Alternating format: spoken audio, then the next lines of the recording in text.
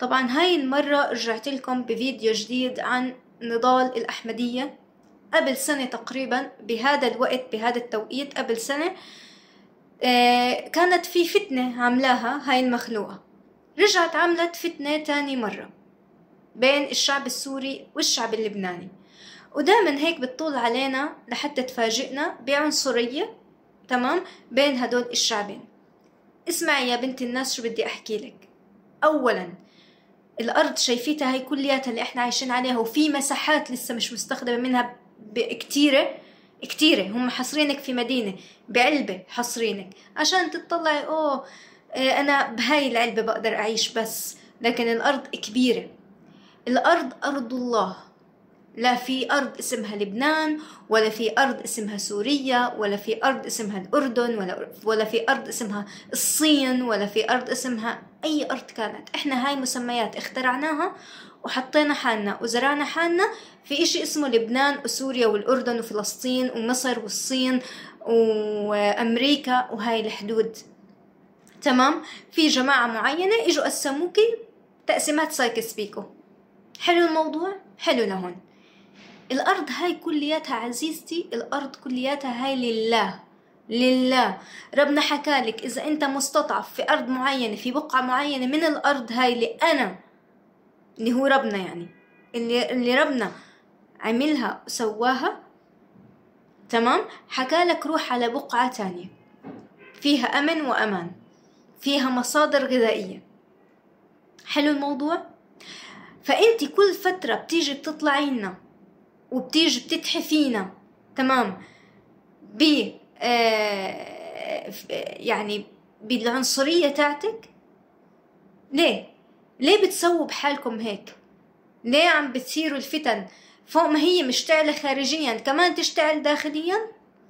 يعني أنا مش فاهمة أنت عشان مين أصلا عم تتعنصر؟ أنت ولا إشي عزيزي، أنت كإنسان قيمتك ولا إشي إذا هذا ما بيشتغل. بس إذا أنت ما بدك تشغله، أنا أروح أتعنصر لبلد ولا أتعنصر لبقعة ولا أتعنصر لمكان ولا أتعنصر لأرض؟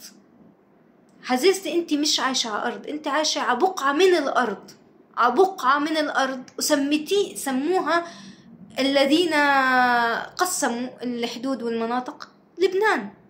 بس هذا هو المغزى.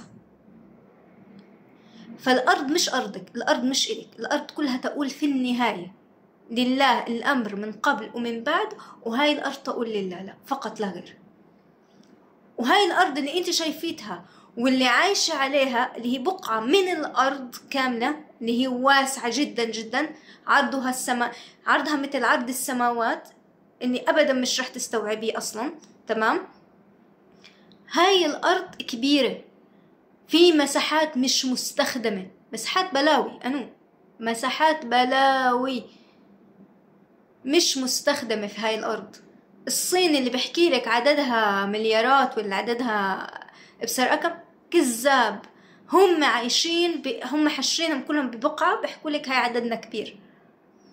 احشر الناس في مدن عشان يورجوك قديش عددهم ضخم وهائل، بهولوا من عدد السكان. لا عزيزتي، الأرض مش مستخدمة. في الصين نفسها في مساحات شاسعة جدا مش مستخدمة، حصرينهم في مدينة أو في عدة مدن، بيحكوا لك هيها الصين كبيرة. لا مش كبيرة، بخدعوكي، تمام. أي حدا حشريه في مدينة رح تلاقي عدده كبير، لكن وزعيه على الأرض كاملة هتلاقي لا، مش كبير، تمام. وما بعرف إذا بدكم نحكي عن هذا الموضوع أكتر، عن عدد السكان ونتطرق له ونفضح المخططات ونفضحهم أكتر وأكتر، ما عندي أي مشكلة في هذا الموضوع. لكن إذا عندك هاد بتفكري ليه حشروكي في مدينة، ليه حشروكي في بقعة من الأرض اللي أنت المفروض تتنعمي في الأرض. المفروض ربنا حكالك ما في حدود، ما في أشياء، روحي تاجري من هون لهون، روحي سيروا في الأرض فانظروا كيف بدأ الخلق. سيروا في هاي الأرض عشان تعرفوا كيف بلش هذا الخلق. لكن هم منعوكي إنك تعرفي شو أصلك أنت، منعوكي إنك تعرفي نعم ربنا في الحياة. منعوك انك تصيري حتى وتحكي، منعوك من الحرية، حرية الكلام منعوك منها. انت مين يا نضال الأحمدية؟ مين داسك؟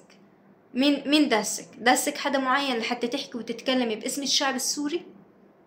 شعب سوريا يوما ما كان يساعدك، لأنه واجب عليه يساعد أخوه شقيقه اللي جنبه،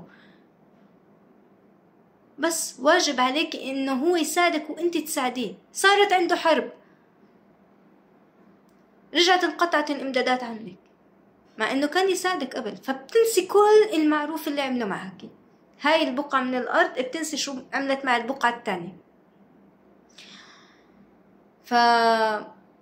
يعني الشعب السوري شعب عظيم، والشعب اللبناني شعب عظيم، مش عشان خلقت وحدة ما بتمثل غير نفسها نيجي نعمل فتنة بين شعبين قديرين.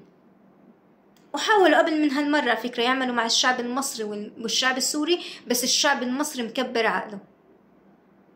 تمام؟ الشعب المصري أنا بحترمه جدا لأنه شعب مكبر عقله، طول عمره مكبر عقله. يعني عن جد أنا بشوف بالشعب المصري إنه إن شاء الله يضلوا لآخر نفس مكبر عقله ورافضين الفتن. يعني حتى بحكي لك أحياء كاملة صارت للسوريين وإحنا عادي ما عندنا مشكلة، لأنهم أولاد أصل، مصريين أولاد أصل. فحاولوا يخلقوا فتنة بين الشعب المصري والشعب السوري، وحاولوا يخلقوا فتنة بين الشعب الأردني والشعب الفلسطيني، وما زالوا يحاولوا إنهم يزيدوا هاي الفتنة ويشعللوها، وما زالوا يحاولوا بين سوري وأردني، وبين سوري وفلسطيني، وبين إبصر مين وإبصر مين.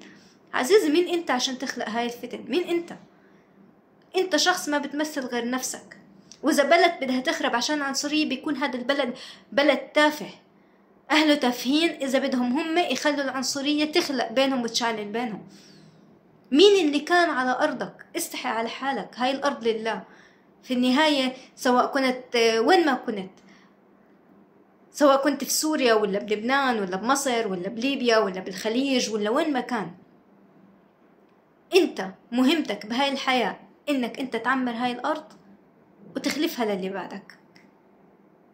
وهون أنا بنتهي كلامي. لو رجعتوا للدين الصح، للقرآن الصح، شوفوا بس التعليمات، الصراط المستقيم، رح تلاقي انك انت مطلوب منك عبادتك في الأرض، انك انت تعمر هاي الأرض وتعيش أحسن عيشة، انك انت ما تخلي حدا يتدخل في جسدك كصحة، ما تخلي حدا يتدخل بحريتك، تكون إنسان حر. هذا اللي ربنا بده إياه منك، هاي عبادتك في الأرض.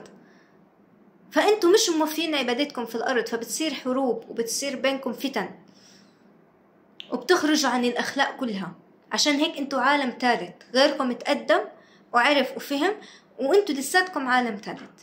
الكلام شوي قاسي، لكن اللي بحاول يخلق أي فتنة هذا إنسان بيكون تافه، بيكون عنصري تافه.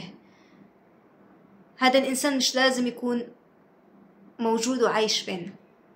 بس هذا اللي حبيت إني أحكيه، وإن شاء الله يعني ضل الأحمدية تفهمي هذا الموضوع. بس شكرا كتير لكم، سلام.